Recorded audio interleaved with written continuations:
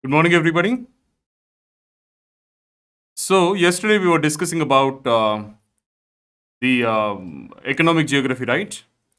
So, we have completed, I guess, the coal as well as iron ore, right? So, in the same way, I'll give you handouts for the rest of the things. What I feel is that they're all too factual. But if we start discussing monsoons, there is a lot to explain here. And monsoon will take a lot of time to understand. And also, I'm pretty sure that you won't be able to understand this in the first go. So I'll have to repeat it several times. Okay. So I think it's better if we start monsoons and the rest of the things I'll give you handout because it is too factual, very very factual, and you just have to remember the names and places. That's it. There is nothing much. So I'll give you handouts, guys. I'll give you very very comprehensive handouts. I'll make sure that this handout will really help you a lot. And using these handouts, you'll be able to answer any type of question that is given in the exam. That is my promise. So let us start discussing about the monsoons because this is more important and this is a bit difficult to understand, and also it is a bit difficult to explain, and also you won't be able to understand this in the first go. I need to explain few concepts multiple times. So let us start discussing about the monsoons. Okay, so in this session, we will discuss about monsoons, and the next session is going to be at 3:30 p.m. There we are going to discuss about Indian climate chapter, and then I have a small part remaining in environment. I'm going to finish that off, and then we'll be done with most of the syllabus. And the remaining whatever is left out, I'll give you handouts. You can go through them, and if you have any doubts, you can always ask me to take a class. I will take a class and clear all your doubts. It's very very factual. Okay, so just give me 1 second.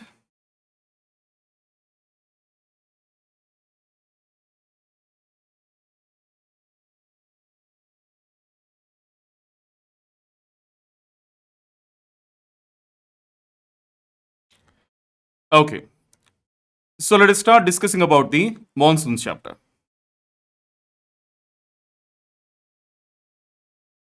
So, Indian monsoons. The term monsoon has been derived from the Arabic word mausam, which means season. We all know this, right? We have been studying this since our childhood. Monsoon has been derived from Arabic word called mausam. Now, monsoons are seasonal winds. First of all, they are periodic winds and they are seasonal winds, and monsoon winds reverse their direction with the change of season. And we know this also, right? We have discussed that before. So basically, monsoons are seasonal winds, and monsoons are a type of periodic winds because seasons also keep on appearing periodically, right? So monsoons are seasonal winds, and what is the special point about monsoons? They reverse their direction with change of season. Clear? The monsoon is a system of seasonal winds. They flow from sea to land during the summer and from land to sea during winter. So, this point is very important. All these are like basic points, introduction points. They'll help you a lot to understand the rest of the concepts. So, what is monsoon? It is a system of seasonal winds, and the seasonal winds flow from sea to land during summer and from land to sea during winter. Clear, right? Now, some scientists treat the monsoon winds as land and sea breezes on a large scale. You know the meaning of land and sea breezes, right? We have discussed this. Okay. So some scientists say that monsoon winds are same like land and sea breezes, but on a very large scale. Okay. And monsoons are unique to Indian subcontinent, Southeast Asia, that is Myanmar and parts of Central West Africa, etc. There are only a few places on planet Earth that experience monsoon. And the monsoon of Indian subcontinent is the most, famous one out of all these. It is the most important one. It is very well formed. It is very well defined in the Indian subcontinent. So monsoons are more pronounced in the Indian subcontinent compared to any other region on the earth. Clear, right? So monsoons are not unique to Indian subcontinent. Monsoon are also found in Southeast Asia, parts of Central West Asia, West Africa. I'm sorry, and there are some small places like that. But monsoons are very well defined, very well formed in the Indian subcontinent. So that is one thing you have to keep in mind. Okay, guys. So we'll go very slow. Actually, this is a very complicated topic. Okay, this is actually one of the most complicated topics, and I'll try to make you understand this in an easy way. I'll try my best, and I need cooperation from your side also. If you don't imagine, if you don't visualize, then trust me, this becomes very difficult, very dry and boring. And actually, this is one of the most important topics in the entire geography syllabus. We all know about the importance of Indian monsoon, right? So it is very important to understand the mechanism behind monsoons also. Not only understanding what are the various benefits caused by monsoon, you should also understand the mechanism behind monsoon. So it is a very multidimensional concept actually. And let me be very honest with you, very open with you. It is a bit complicated topic. So I need a lot of cooperation from you. What do you mean by cooperation? I want you to visualize. I want you to imagine. Okay? And if at all I repeat any topic twice or thrice, please don't get bored. Don't feel irritated. It's ultimately for your own good. Try to understand that.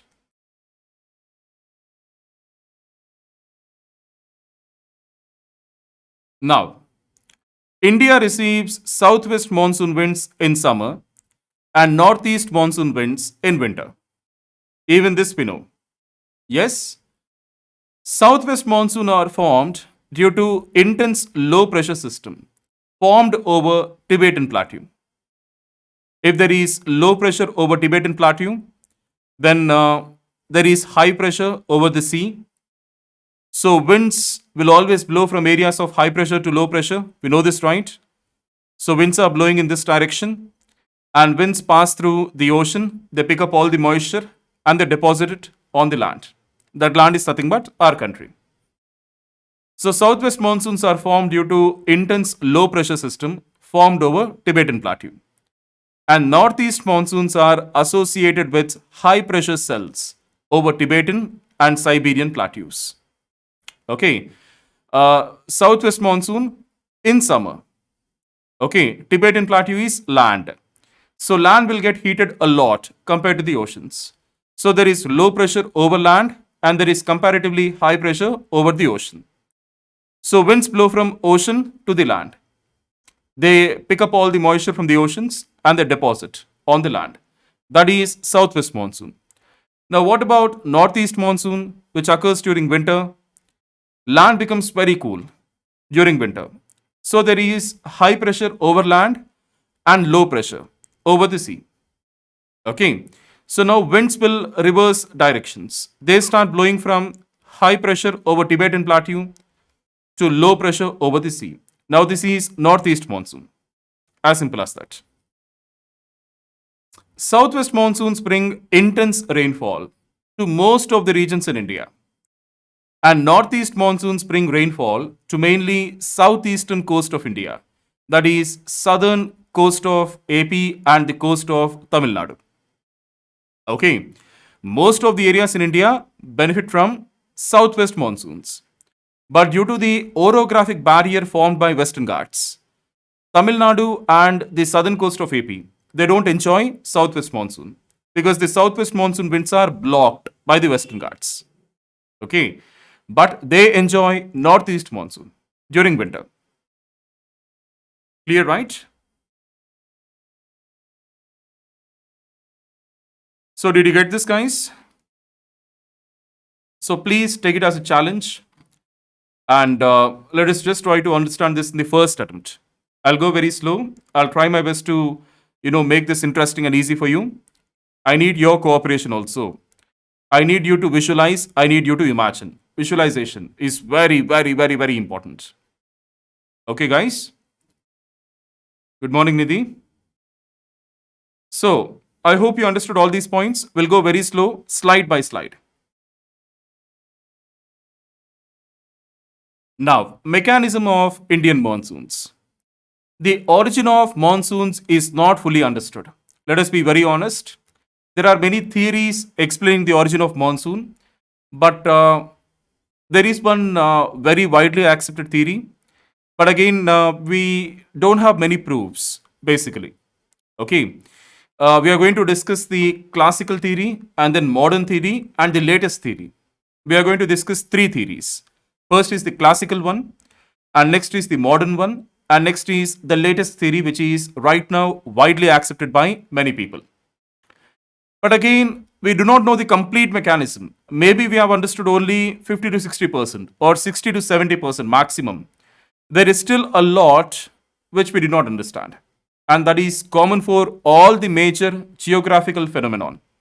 We have only understood few things. Okay? So the origin of monsoons is not fully understood. There are several theories that try to explain the mechanism of monsoons. In the 17th century, Sir Edmund Halley explained the monsoon as resulting from thermal contrast between continents and oceans due to differential heating. So, in the 17th century, the theory proposed by Mr. Edmund Halley, that was like the easiest, most simple, and basic theory of monsoon. He simply explained monsoon mechanism on the basis of differential heating of land and ocean. Okay, whatever I explained here, that was what explained by Edmund Halley in 17th century. Very, very basic mechanism. And after that, we have modern theories. Besides differential heating, the development of monsoon is influenced by shape of continents, orography, that is the mountains, Western Ghats, the conditions of air circulation in the upper troposphere, that means jet streams. Jet streams have a very strong influence on the monsoons. How? We are going to discuss. Don't worry. So all these are, important factors that affect the monsoons. But Edmund Halley's classical theory did not explain all these factors. He just explained that during summer, land will be heated a lot compared to the oceans. So there is low pressure over the land and there is comparatively high pressure over the ocean. So winds blow from high pressure to low pressure. They pick up moisture, they deposit it on the land, and that is monsoon. And during winter season, the reverse happens. There is high pressure over land and there is comparatively low pressure over the oceans. So winds blow from land to ocean. That is northeast monsoon. That is what he explained. But actually, monsoon is not so easy. It is not so simple. I personally wish that monsoon was so simple, but in reality, it is much, much, much more complicated. It is not that easy. So the classical theory doesn't account for all these things. There are so many aspects of monsoons. Classical theory, Sir Edmund Halley's theory. Summer monsoon. In summer, sun's apparent paths. We know that sun migrates to the north and south, the apparent movement of the sun. So in summer, the sun's apparent path is vertical over Tropic of Cancer, resulting in high temperature and low pressure in Central Asia. The pressure is sufficiently high over the Arabian Sea and Bay of Bengal. Hence, winds blow from oceans towards the landmass in summer. Okay. So, winds blow from oceans towards the landmass in summer. Clear? This airflow from sea to land brings heavy rainfall to the Indian subcontinent. So, this is southwest monsoon. Next, you have winter monsoon. In winter, the sun's apparent path is vertically over Tropic of Capricorn. If it is winter in northern hemisphere, it is summer in southern hemisphere. What do you mean by summer in southern hemisphere? The sun's rays are vertical over Tropic of Capricorn. Now, the northwestern part of India grows colder than the Arabian Sea and Bay of Bengal, and the flow of monsoon is reversed. Okay? Now, the basic idea behind classical theory is similar to land and sea breezes, except that in case of monsoons, the day and night in land and sea breeze are replaced by summer and winter. As simple as that. We know land and sea breezes, right? They occur during day and night. But here, just replace day and night with summer and winter, you get monsoon mechanism, as explained by Edmund Halley. So he made it very, very simple actually. Okay? But unfortunately, guys, it is not so simple. There are many drawbacks in this classical theory. This mechanism, this theory, does not explain many things. What are those? The monsoons do not develop equally everywhere on Earth. I told you, right? Apart from Indian subcontinent, there are few other places on Earth that experience monsoon. But only Indian subcontinent monsoon is very well defined, very well formed, and it's actually one of the most perfect examples of monsoon. But the monsoon is not very well formed in the other parts of the earth. So why? The theory did not answer. And this concept of Halley fails to explain some of the aspects of monsoon, such as sudden burst of monsoons. We all know this, right? Monsoons occur very suddenly. Suddenly there is very thick cloud cover, and suddenly there is burst of monsoons. Suddenly there is heavy rainfall. And sometimes there is delay in onset of monsoons. All these things were not explained by Edmund Halley's theory. And again, we cannot blame him. It all, this theory was proposed during 17th century. Back in 17th century, if the person was able to propose this kind of theory, it's like really great. Because back in 17th century, we did not have any technologies, we did not have satellite imagery, we had nothing, no remote sensing, nothing. In spite of that, he explained this. So it's a really great achievement. Okay? Clear, right? So, as I told you, I'll be going very slow because I want everybody to understand this. That is our main objective here. Guys, did you understand Edmund Halley's classical theory of monsoons? Please respond, everybody.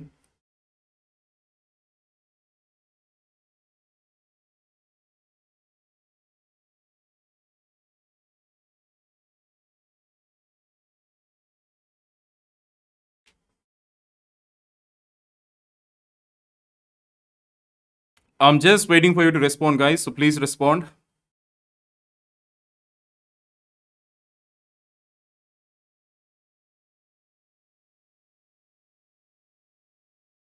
So, did you get this, guys? Everybody, very simple. Land and sea breezes, but on a large scale.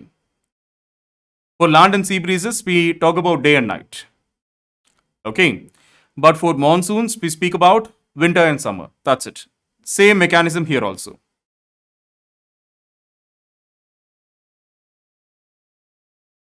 Okay, Kusum. Sure. Definitely. Okay. Edmund Halley's classical theory of monsoons. Now, just imagine this as our country, our beautiful country. Now, um, somewhere here we have Tibetan Plateau. Okay. So during summer, what is happening? The sun is vertical over Tropic of Cancer. And we know that Tropic of Cancer passes through Gujarat, right? Okay. Now, sun is vertical over Tropic of Cancer.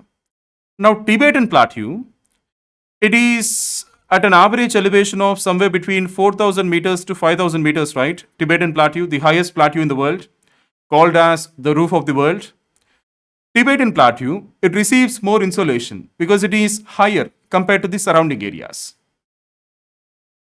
So, over Tibetan Plateau and the other regions of Central Asia, a intense low pressure region develops. Very intense low pressure. Why? Because they're all getting heated up a lot. Okay. Now, we know about differential heating between land and ocean, right? Land absorbs more heat much quickly compared to the oceans. So here we have low pressure, but at Arabian Sea and Bay of Bengal, we have high pressure. So we all know that winds move from the regions of high pressure to low pressure. So winds are blowing in this way. Clear? So this is southwest monsoon or summer monsoon. So these monsoon winds will carry all the moisture from the sea and deposit on the Indian land. That is nothing but southwest monsoon. Now, what is happening during winter? During winter, the vertical rays of the sun are shifting towards the southern hemisphere. During winter in northern hemisphere, it is summer in southern hemisphere. Then the rays of the sun are vertical over Tropic of Capricorn. Okay. Now, what happens? There is winter in northern hemisphere. So the landmass becomes very, very cool now, extremely cool. So now there is high pressure over landmass, and there is low pressure over the sea. Okay, because we know that compared to water, land loses heat much more quickly and becomes much more cooler compared to the oceans. So, high pressure over the oceans, low pressure over the land. Now, what happens? I'm sorry, high pressure over the land and low pressure over the oceans. Okay, now what happens? There is wind blowing in this direction. And this is nothing but northeast monsoon or winter monsoon. As simple as that. So that was explained by Edmund Halley. Clear, right? Now just look at this, guys. Summer monsoon and winter monsoon. In July month, it is midsummer for northern hemisphere. And January is winter for northern hemisphere. Okay? Clear, right? So there is low pressure over land mass in summer, and comparatively there is high pressure over the oceans. So winds blow from oceans to land, and again when they are blowing, they get deflected. Coriolis effect. You should always keep that in mind. That is the reason we have this pattern. Okay, and not only Coriolis effect, presence of mountain ranges, all those will change the pattern of winds. We know that, right?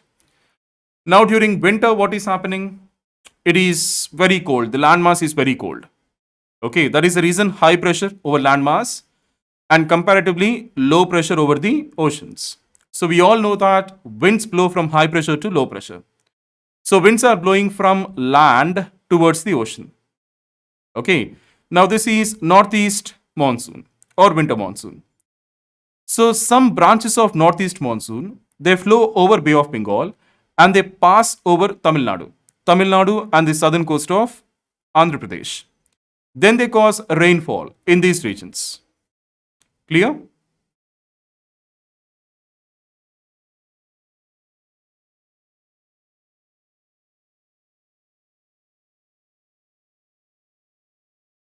Clear, right? I hope you understood this. Everybody?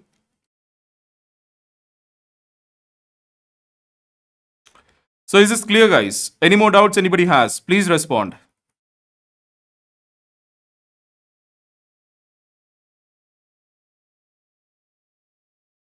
Now, modern theory. Okay, from here it is very, very important. So please pay attention. We'll try to go very slow. According to this theory, the monsoon is simply a modification of planetary winds of the tropics. Do you remember planetary winds or permanent winds or prevailing winds? We have the trade winds and then westerlies and polar easterlies. Do you remember? Planetary winds or permanent winds. So the modern theory says that monsoon is simply a modification of planetary winds in the tropics near the Indian subcontinent. Okay, we have trade winds, right? So modification of trade winds near the Indian subcontinent will give rise to monsoon. That is what the modern theory says. Okay. Now, this theory is based on the migration of intertropical convergence zone based on the seasons. Intertropical convergence zone, also called equatorial low pressure belt. We all know this, right? So we know that all the pressure belts, they shift towards the north and also towards the south in accordance with the northward and southward migration of the sun. We know all these things, right? Now, the modern theory is based on the migration of intertropical convergence zone based on seasons.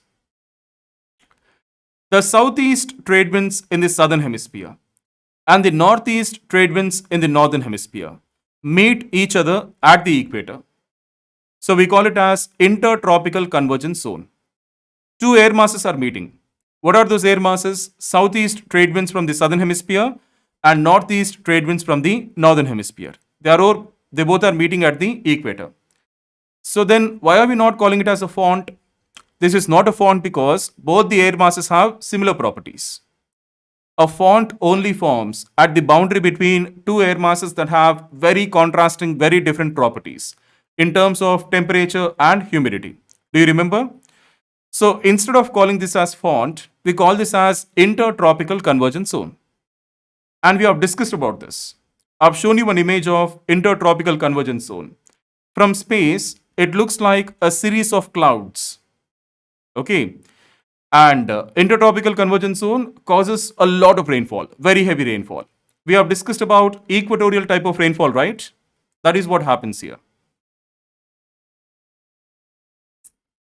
Clear?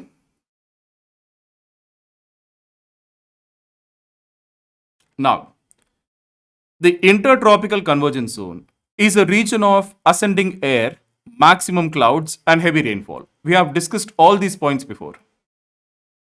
The location of ITCZ shifts north and south of equator with the change of season. We all know this, right? In summer of northern hemisphere, the sun shines vertically over Tropic of Cancer and the ITCZ shifts northward.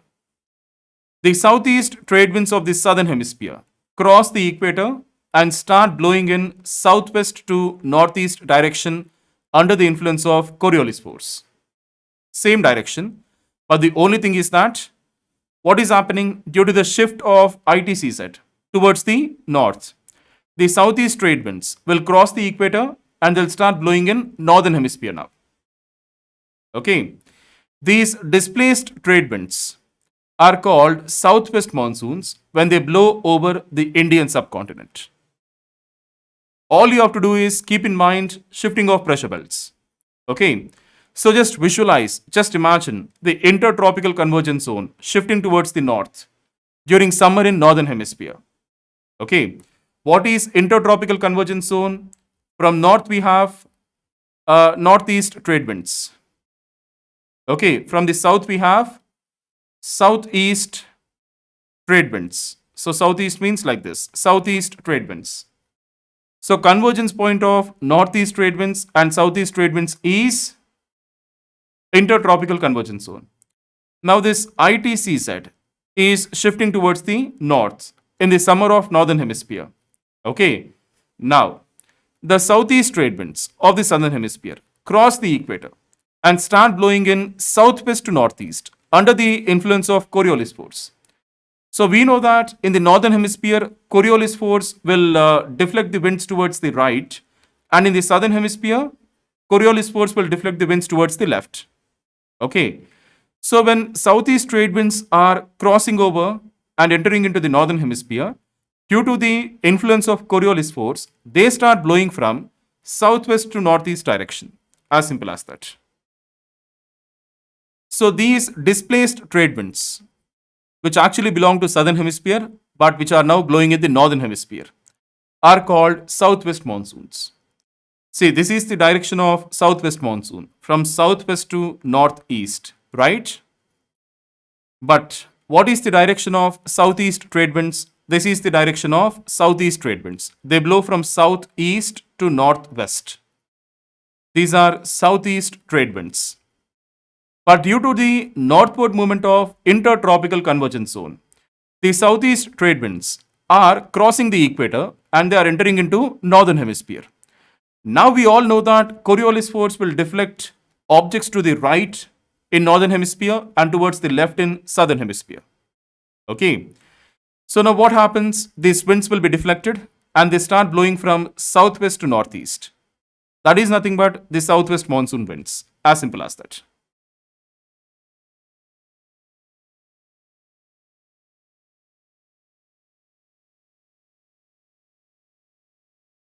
So any doubts anybody has?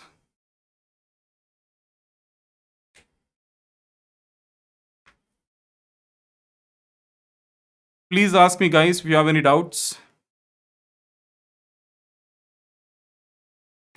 Okay, I'll do one thing. For the sake of clarity, let me just include an image.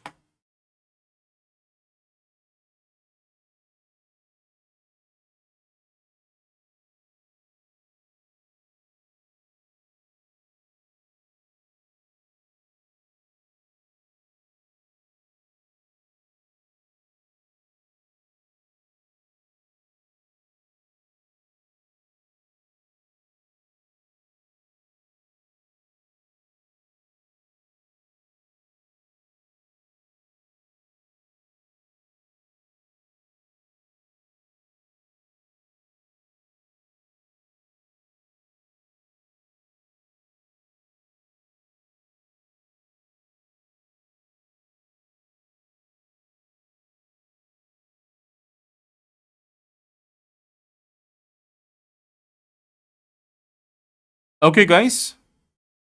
So just look at the direction of southeast trade winds. Okay.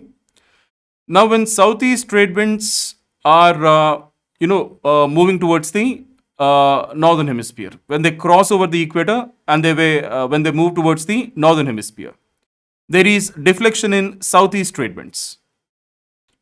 Okay. So they start, blowing as southwest monsoon now.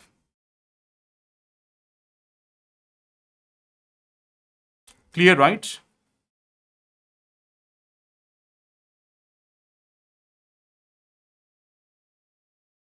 So I hope you understood this.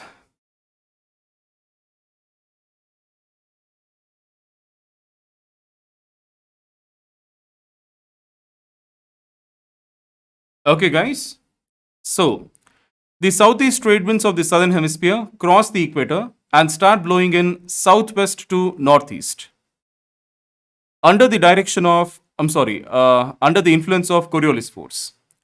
These displaced trade winds are southwest monsoons when they blow over Indian subcontinent. The zone where southwest monsoons meet the northeast trade winds is known as monsoon front. That is nothing but same intertropical convergence zone. Both are same. Okay. So rainfall also occurs along this zone. Clear, right? Now, moving on.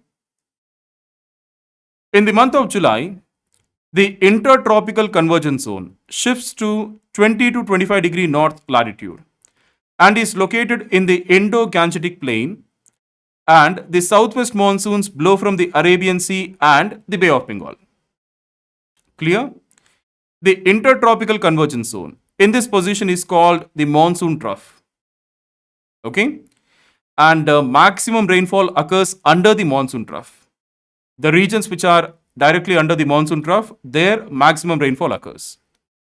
The seasonal shift of intertropical convergence zone has given the concept of north intertropical convergence zone in summer, that is from July to rainy season, that is monsoon season. July is rainy season, and southern intertropical convergence zone, that is winter. That means January, dry season. Okay, so very simple. The seasonal shift of intertropical convergence zone has given the concept of north intertropical convergence zone and south intertropical convergence zone. So when do we call it as north intertropical convergence zone? When it is, at this position during summer of northern hemisphere. Okay, so this happens in July. That is the rainy season, monsoon season. And next, south intertropical convergence zone. That happens during winter in northern hemisphere. That is January or dry season. Clear, right? So north intertropical convergence zone is the zone of clouds and heavy rainfall that affects India. Clear? So this is the modern theory. But again, even this has many deficiencies, even this has many flaws.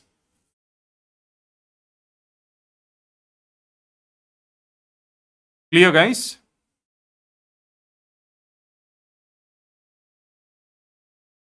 So I hope you understood this.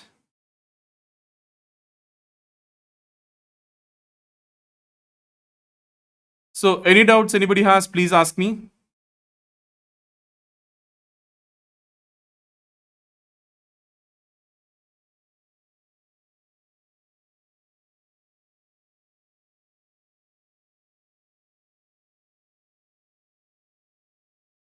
So does anybody have any more doubts?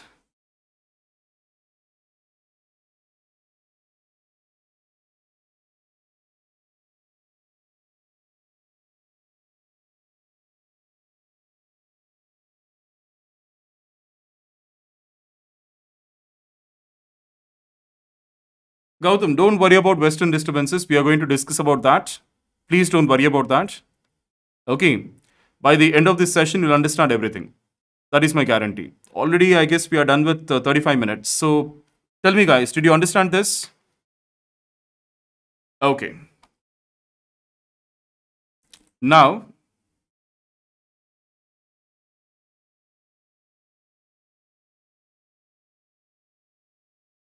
This is the latest theory which everybody accepts. Many scientists will accept this. Not everybody, of course. There are some people who say that this is wrong, that is the flaw, this is the flaw. No theory has universal acceptance in geography. Okay. But many people accept this theory as of now. Okay. So the subtropical jet stream plays a very, very important role in both causing the sudden burst of monsoon and stopping the burst of monsoon. So, the subtropical jet stream plays a significant role in both hindering the monsoon winds as well as in quick onset of monsoons. So, now how does the subtropical jet stream affect the monsoon? If you really want to understand that, you have to understand something else before. You have to understand this first. How do jet streams affect the weather? Once you understand this, then you can understand the connection between the subtropical jet stream and the monsoons. And as I told you, this is a very, very important theory. Right now, many scientists around the world accept this theory. Clear? So, shall we discuss this now? Okay. Now, jet streams have distinct peaks and troughs. Peaks are also called ridges. So, we know that jet streams don't flow in a single straight line. That never happens. Jet streams have meandering shapes. We know this, right? Now, this is a peak. You can also call it as a ridge. And this is a trough. Clear? So, jet streams have distinct peaks and troughs. Now, ridges occur where warm air mass pushes against the cold air mass. Troughs occur where cold air mass drops into warm air mass. Same like a wavy front. Do you remember we have discussed a wavy front while discussing origin of temperate cyclones? Okay.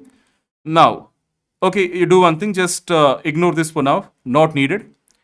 Just keep one thing in mind, jet streams, they have a meandering shape. Okay. Peaks and troughs. Now, the region on Earth below the trough is at low pressure and the region below ridge is at high pressure. Now, this is peak or ridge. Now, the region on Earth below ridge is at high pressure and the region on the Earth below trough is at low pressure. Why and how is explained very beautifully in this video. I'm going to share the link with you. Actually, I've shown you this video before. Okay, I've shown you this video before, and towards the end of this video, they have explained why this happens. Why this happens. Okay, so right now I'm not going to explain this because it's very beautifully explained in that video. Actually, we need animation to understand this in a better way. So you just watch that video. Towards the end of that video, they have explained this phenomenon. Why this happens. Why this point happens. So watch that after this class. You'll understand everything. But as of now, please remember this. The region on Earth below the trough is at low pressure and the region below ridge is at high pressure. So first, jet streams, they do not move in straight lines. Jet streams have meandering curves. Okay, we know this, right? We have discussed this while discussing about jet streams. Now the region on the Earth's surface below a ridge is at high pressure and the region on the Earth below the trough is at low pressure. Please keep this in mind for now. Okay, please keep this in mind. Please remember this. And why? You just watch that video. I've shown you that video already before. So towards the end of that video, they gave a very simple and beautiful explanation. Actually, it is not so simple. There is a lot of physics involved in this. But to avoid the physics, I'm showing you that video. Okay, towards the end of that video, you got a very simple explanation. Just watch that after this class. Clear, right? But as of now, please keep this in mind. Below the trough, you have low pressure. And below the ridge, you have high pressure. Ridge or peak, both are same. This part is peak and this part is trough. So the region on the Earth's surface below the trough is at low pressure and the region on the Earth's surface that is below the peak is at high pressure. Clear, right? So don't watch that video now. Watch that at the end of this session. Okay, or we can do one thing. If we finish off this session fast, then we can watch it together. Okay? So just don't worry about it now. It's actually very, very simple. A very small concept is there, which you can easily understand. Trust me, you can easily understand that. If you're not understanding, then you can ask me, I'll explain that. But just don't worry about that. Now, moving on.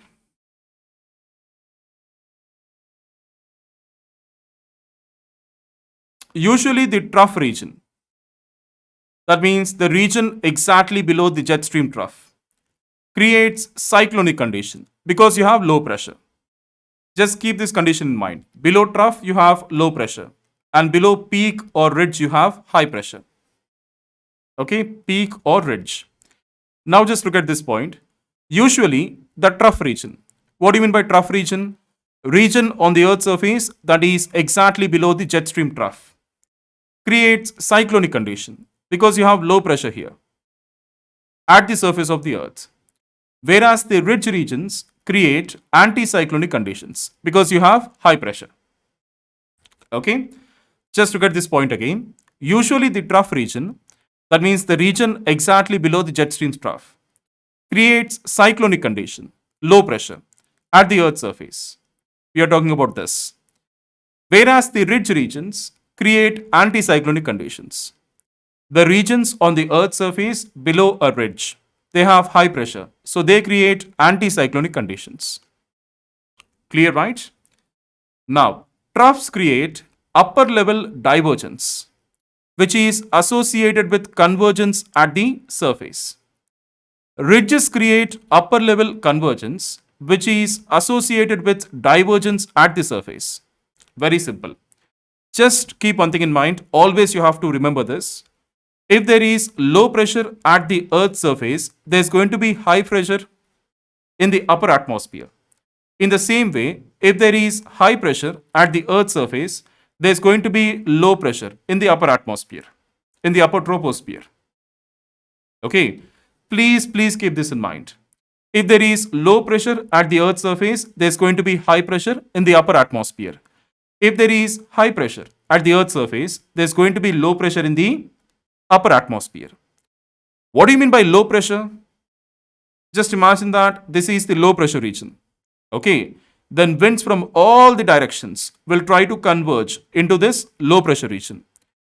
So you have convergent pattern here and you have divergent pattern here. Okay, convergent pattern at the bottom, divergent pattern at the top. Divergent pattern at the bottom, convergent pattern at the top. Clear? See, low pressure.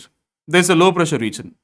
Winds from all the directions will try to converge into this low pressure region. Yes? And if it is high pressure region, what happens? Winds from all the directions will try to leave, will try to diverge from this high pressure region. Okay. Now till here we have understood that under trough we have low pressure region, under peak or ridge we have high pressure region. If there is low pressure at the bottom, there's going to be high pressure at the top. If there is high pressure at the bottom, there's going to be low pressure at the top. Low pressure means convergent pattern or cyclonic circulation. High pressure means divergent pattern or anticyclonic circulation. Clear, right? Now just read this point, you'll understand everything. Troughs create upper level divergence because they have high pressure here. This is trough and this is peak. Just think in that way. Now see, troughs create upper level divergence, which is associated with convergence at the surface. At the surface, convergence, at the upper atmosphere, divergence. Ridges create upper level convergence because at the upper level there is low pressure, and divergence at the surface because at the surface you have high pressure.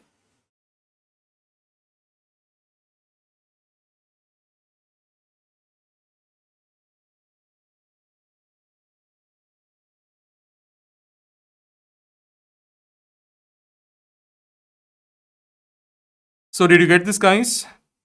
Please answer me.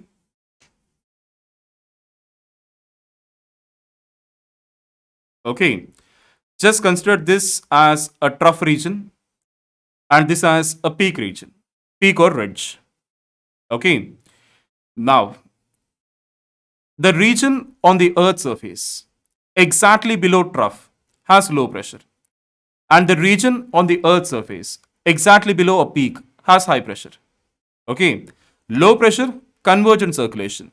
High pressure, divergent circulation. So, for troughs, there's going to be convergent circulation at the Earth's surface, and there's going to be divergent circulation in the upper atmosphere. For the peak, there's going to be divergent circulation at the Earth's surface, and there's going to be convergent circulation in the upper atmosphere. If you don't understand this, you will never understand the rest of the topic. It's up to you. So please respond. Just cooperate with me for this session. The next session is very, very easy. The next session, we are going to discuss about Indian climate. We are going to discuss about various seasons, temperature, and all that. That's very easy. But you must cooperate with me for this session. You must respond immediately. Okay, just be active, respond immediately, and try to understand, try to visualize. Okay, now just look at this. Jet stream has peaks or ridges and troughs.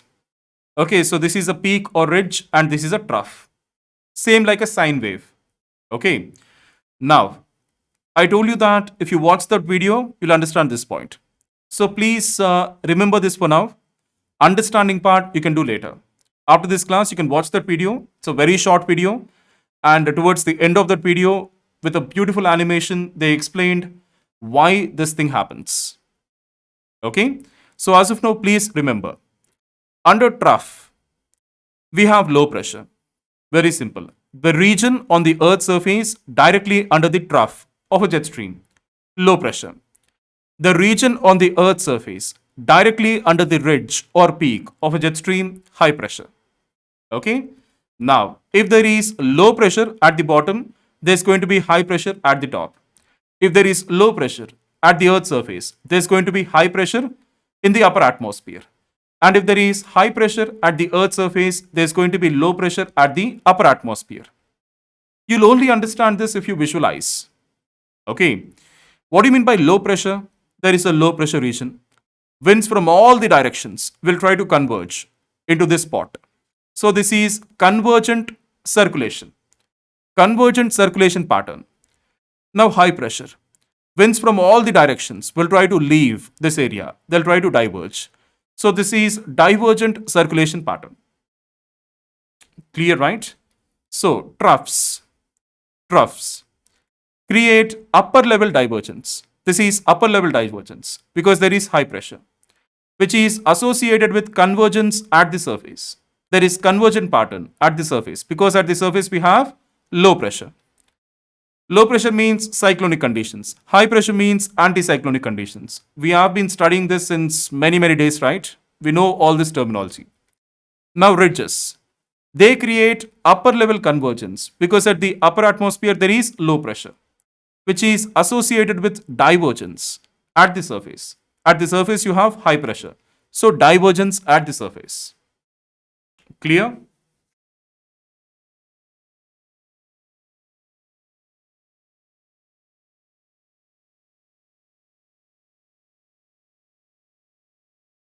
Clear, right? So I hope now everybody understood this. So I'm moving on. If you have any doubt, you can ask me. I'll just go back, explain again. Now, for some time, let us discuss about subtropical jet stream. Again, I'm varying between tough concept, easy concept, tough concept, easy concept, so that the class will become very interesting and your mind won't be stressed and you can easily understand the easy concept. Okay, not only easy, you can also understand the tough concepts also. So it is always better to vary between tough concepts and easy concepts, provided they are in a chain continuation. Okay, now this might be a bit tough to understand. It's actually not tough. It's just a matter of imagination or visualization, picturization. Very, very easy. Now, we have already discussed about subtropical jet stream. Let us just revise that once. We'll just discuss the points which we already know. The subtropical jet stream is a narrow band of fast moving air flowing from west to east. It is flowing from west to east, so it is westerly direction.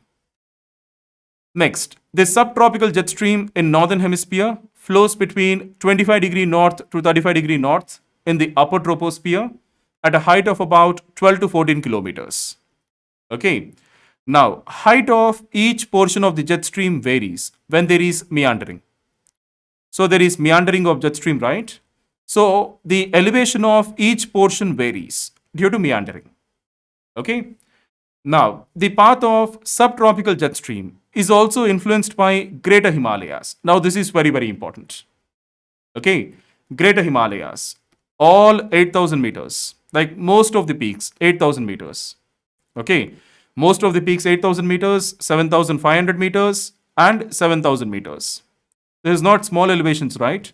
So, Greater Himalayas will definitely influence the path of subtropical jet stream. The wind speeds in westerly jet stream. Why do we call it as westerly? Because it is flowing from west to east. The wind speeds in a westerly jet stream are commonly 150 to 300 kilometers per hour, with extreme values reaching 400 kilometers per hour. We know all these points, right? Subtropical jet stream.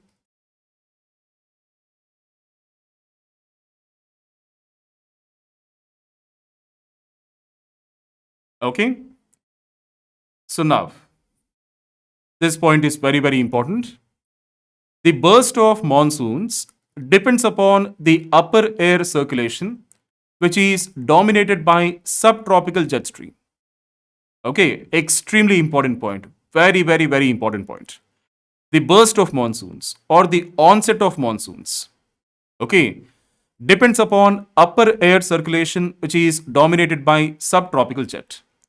What do you mean by upper air circulation? Okay, jet streams have peaks and ridges. Okay, peaks and troughs, because peak and ridge are same, right? Peaks and troughs. Okay, now just look at this. Under trough, you have low pressure at the bottom and high pressure at the top. Under peak, you have high pressure at the bottom and low pressure at the top. Okay, so now read this point. The burst of monsoons depends upon upper air circulation. That means at few points there is divergent circulation, at few points there is convergent circulation. So the burst of monsoons depends upon upper air circulation, which is dominated by subtropical jet. Okay, so I'm hoping now this gave you some idea. Okay, very, very basic, little bit idea. That is more than enough, because actually we did not discuss anything now. So till here we have discussed only very, very few concepts, very few things. So I'm just expecting you to have a basic idea. That basic idea is more than enough.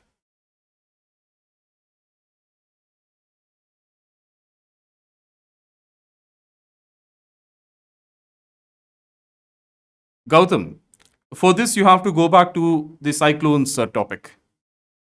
Okay, just watch the cyclones video and then you'll understand this. We have actually discussed that. Okay, so anyway, what happens at a cyclone? There is low pressure at the bottom. So air from all the directions will try to converge. Okay, but it can never converge at the center. The air will be deflected, and that deflected air will rise up in the form of a vortex, cyclonic vortex. Okay, and what happens at the top? There is divergence. We have discussed all this while discussing cyclones. Okay, so just watch that cyclones video and come back here. You'll understand everything. Now, guys, please focus on this point. The burst of monsoons or the onset of monsoons depends upon the upper air circulation, which is greatly influenced by subtropical jet, which is dominated by subtropical jet. Subtropical jets have peaks and troughs. This area is peak and this area is trough. Now we know that the area on the Earth's surface that is directly below trough is low pressure. That means at the upper level there is going to be high pressure. The ulta is true for peak. Okay, whenever there is a peak, the area on the Earth's surface will be high pressure, and the upper air will be low pressure. That is for peak. Clear? So now, from here, it becomes very important and also a bit difficult to understand. So please cooperate with me. Please focus. Please give your best attention. So, are you ready, guys?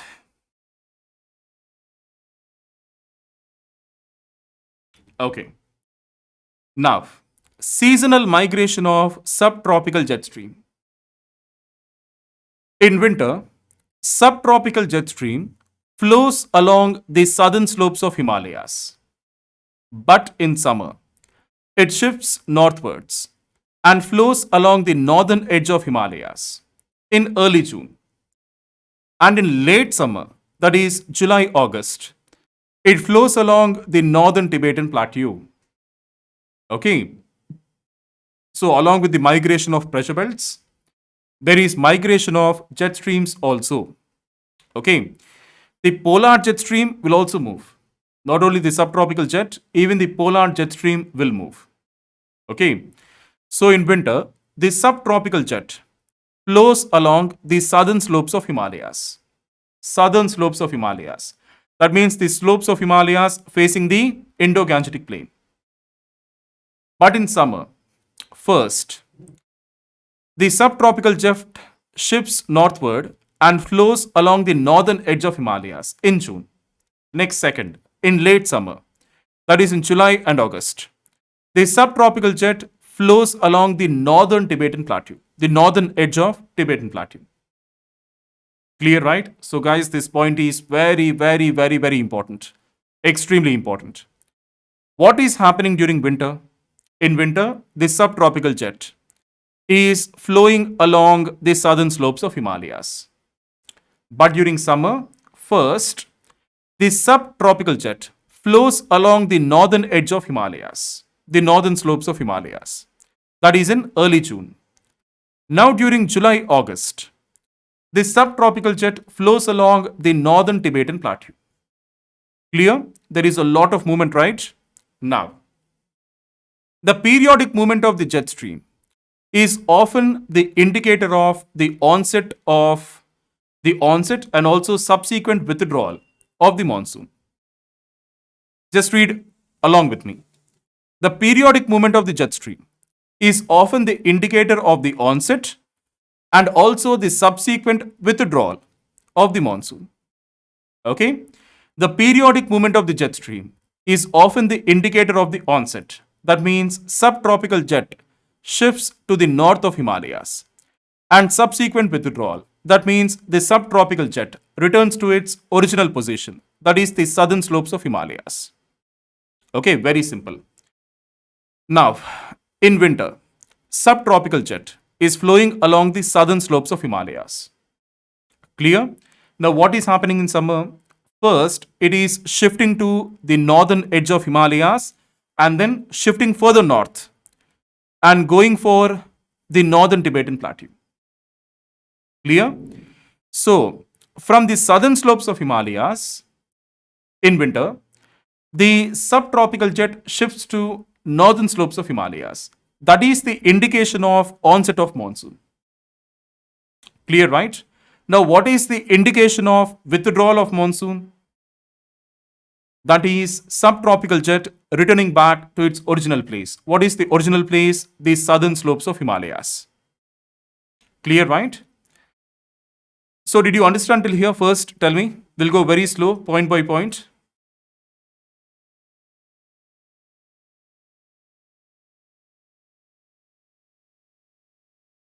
It's already 12:30.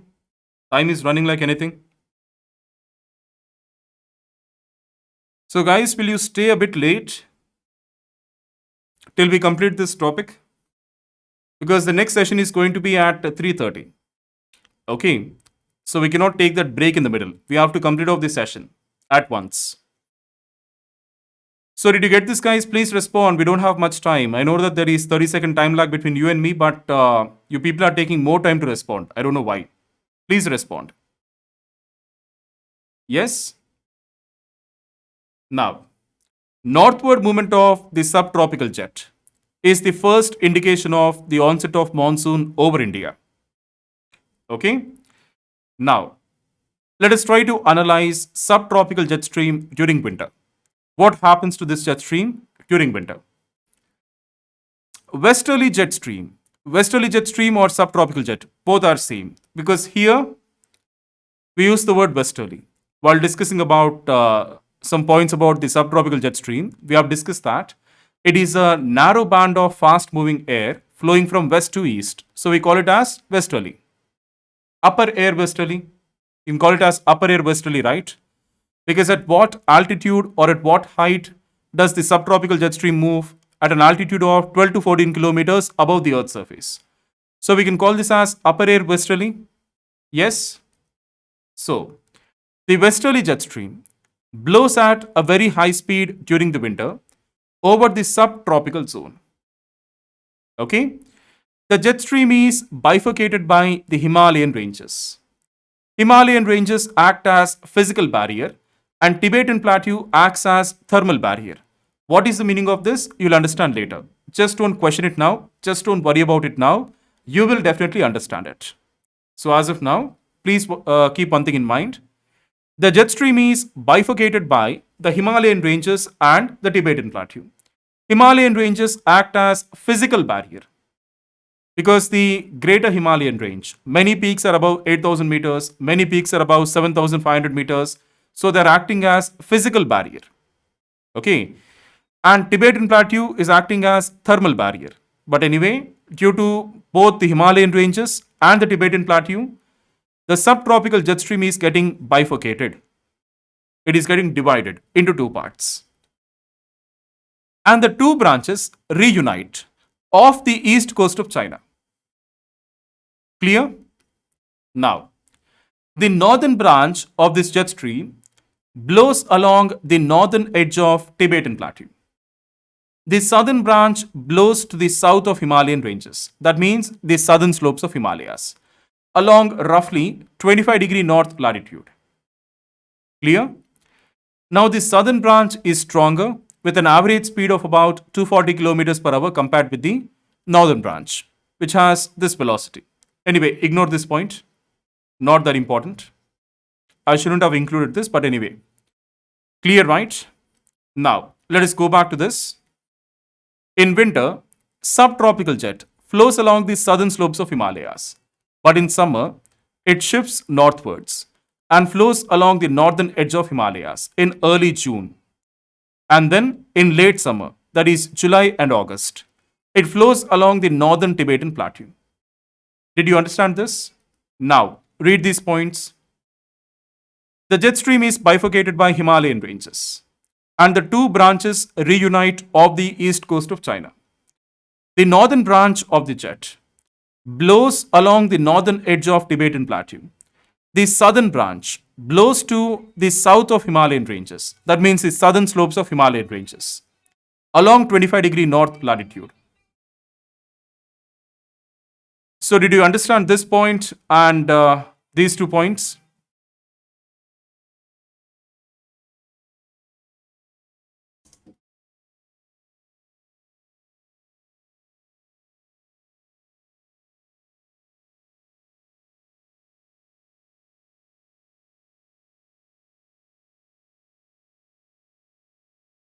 So here we are saying that in the winter, subtropical jet stream flows along the southern slopes of Himalayas. In summer, that is early June, it shifts towards the northern edge of Himalayas. And then during late summer, that is July and August, it flows along the northern Tibetan plateau. Now here we are discussing that the Himalayas and the Tibetan plateau, they split the jet stream into two parts, two branches. The southern branch is flowing along, or it is flowing above the southern slopes of Himalayas. Okay. So this shifting of jet stream is nothing but shifting of the southern branch of jet stream. Clear, right? So here we have discussed about shifting of subtropical jet stream. It is in fact the shifting of the southern branch of the subtropical jet stream. Okay, initially during winter, the southern branch of the subtropical jet is located along 25-degree north latitude, roughly along the southern slopes of Himalayas, or you can say roughly above the great plain of northern India, roughly in that region, basically. And here we have discussed that the subtropical jet is migrating towards the north, slowly shifting towards the north with the onset of summer. Okay. See, for example, in winter, the subtropical jet along the southern slopes of Himalayas. In the summer, that is in early June, northern edge of Himalayas. Late summer, July, August, along the northern Tibetan plateau. So, what are we discussing about? We are actually discussing about the southern branch of the subtropical jet stream that keeps on shifting towards the north with the progress of summer. Clear, right?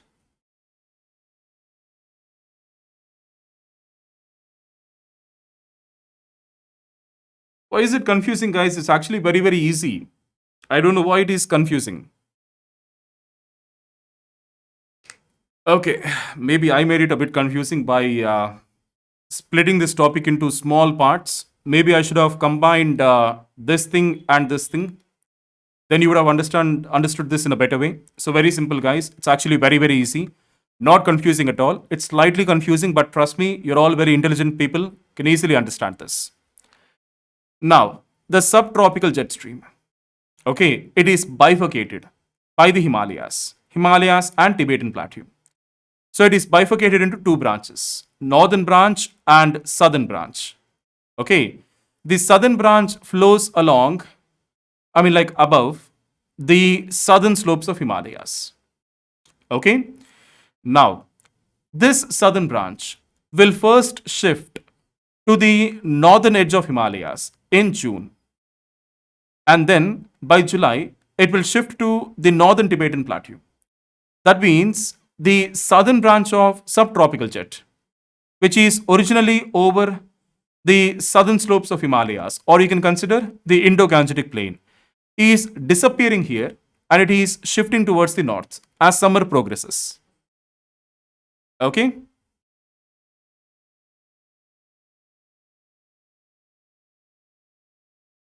Now, in the upper troposphere, a high pressure system, anticyclonic conditions with clockwise air circulation develops towards south of southern branch of subtropical jet stream over Afghanistan and northwestern Pakistan. So now very simple.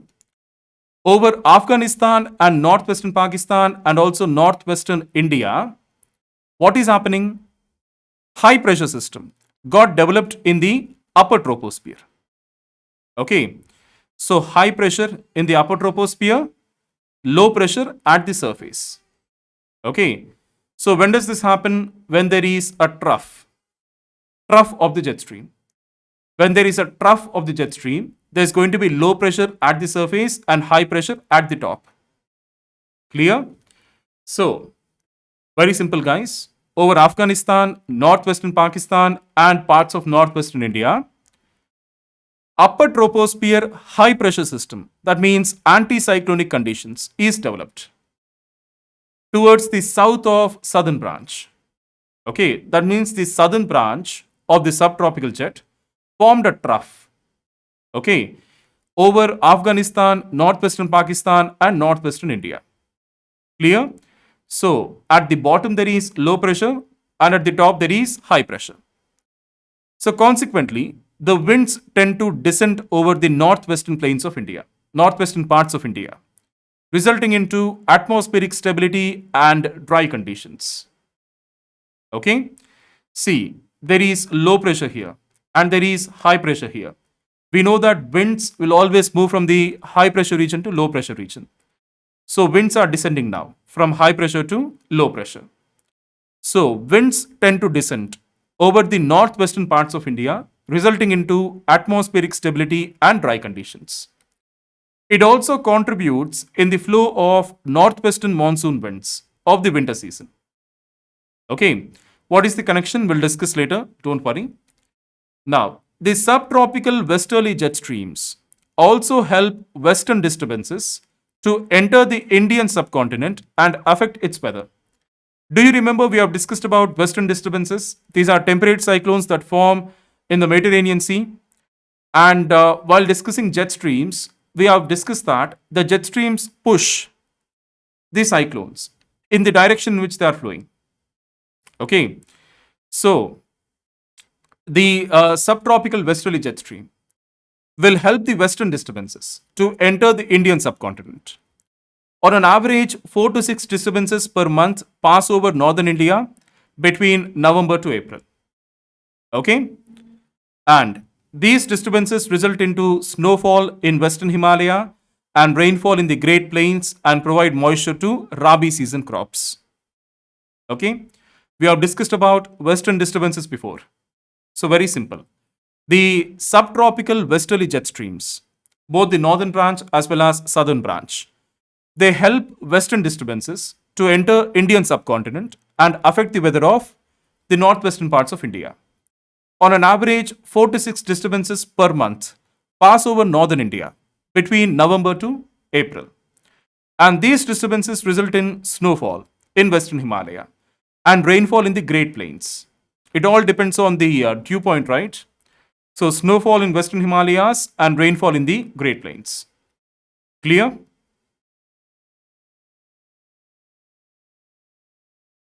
Now, why is there no southwest monsoons during winter? Okay, if you understand this answer, you'll understand everything. Why are there no southwest monsoons during winter? Why southwest monsoons only occur during summer? So there are many reasons here. As I told you before, the entire monsoon mechanism is due to many reasons. It is not due to one single reason. There are many reasons involved here.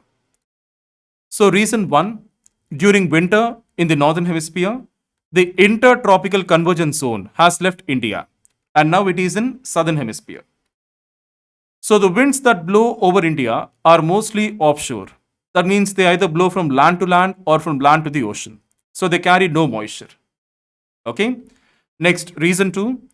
During winter, the southern branch of subtropical jet is strong and it is to the south of Himalayas. The ridge of the jet lies over northwestern India. Here I told you, right? Okay.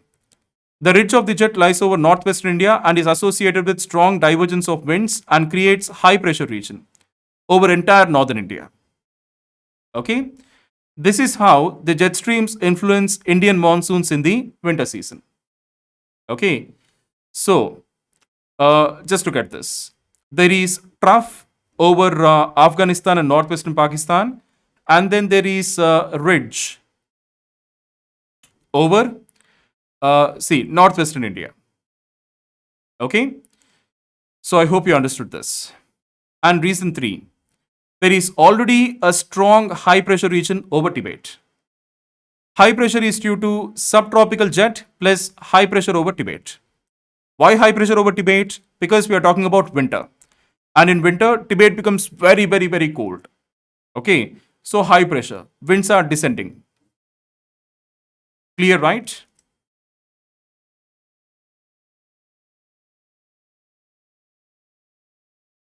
Now, subtropical jet stream in summer. Okay. With the beginning of summer in March, the subtropical jets start their northward movement. Both the northern branch as well as southern branch, they start their northward movement. The southern branch of subtropical jet remains positioned south of Tibet, although weakening in intensity. The weather over northern India becomes hot and dry due to larger incoming solar radiation and hot winds like Lu. What do you mean by Lu? Lu is a very hot and dry wind blowing from Thar Desert over to India.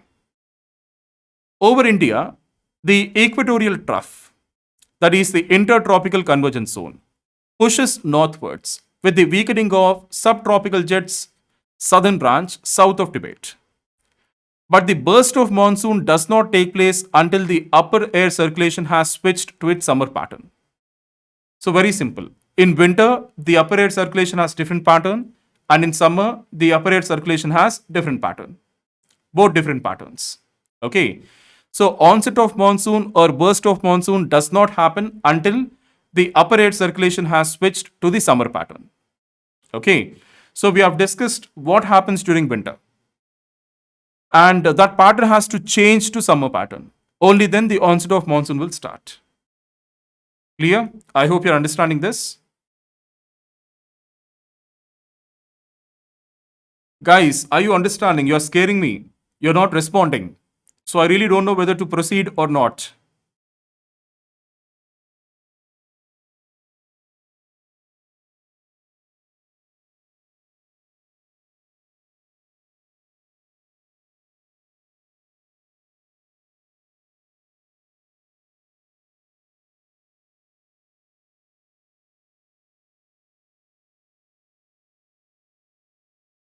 Guys, what is going on?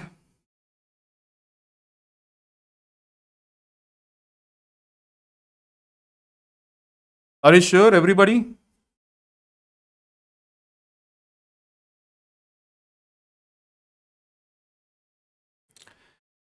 Okay. So I still have 10 minutes left. So we'll do one thing. Let me just stop it here for now. We'll meet again at 3:30. And this time we are only going to start again from the subtropical jet theory of monsoons. Okay. We have discussed classical theory of monsoon, and then we have discussed the modern theory of monsoon, that is the north intertropical convergence zone and south intertropical convergence zone. So now at 3:30 session, you'll have a class at 3:30. We are only going to discuss about this latest theory, which is universally accepted, not universally accepted by most of the scientists, most of the climatologists. Okay. So what is that? Subtropical jet theory. Okay. So just keep one thing in mind, guys. It'll become very easy if you have this in mind. Okay. Trough and ridge or peak and trough. So the regions on the Earth's surface below the trough are having low pressure, and the regions on the Earth's surface below ridge are having high pressure. Okay. And if there is low pressure at the bottom, there is high pressure at the top. And if there is high pressure at the bottom, there is low pressure at the top. Low pressure is convergent circulation, high pressure is divergent circulation. Please keep these things in mind. And in this 10 minutes, please watch the video which I shared with you. Okay, just watch this video. I'll share the link again. Please wait.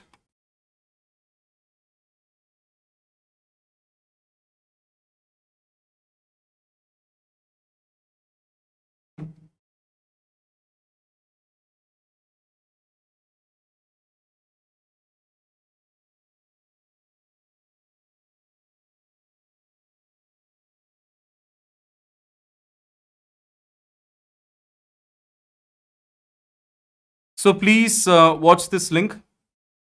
Okay, watch this video. I'm ending this session now. We'll meet exactly at 3:30. And when we meet, we are only going to discuss about this latest theory, the modern theory. Okay, the jet stream theory. Okay, we are only going to discuss about this. And actually, it is very easy. Since because you heard this for the first time, it was a bit difficult. And that is the reason I told you that I have to explain this multiple times, because I was mentally prepared for this. I know that this is going to happen. So just watch this video, the link which I shared. At the end of this video, they'll explain to you why you have low pressure at the bottom, under trough and all that. Okay. So we are going to meet exactly at 3:30. Okay, guys. So just don't miss this session, and let us meet at 3:30.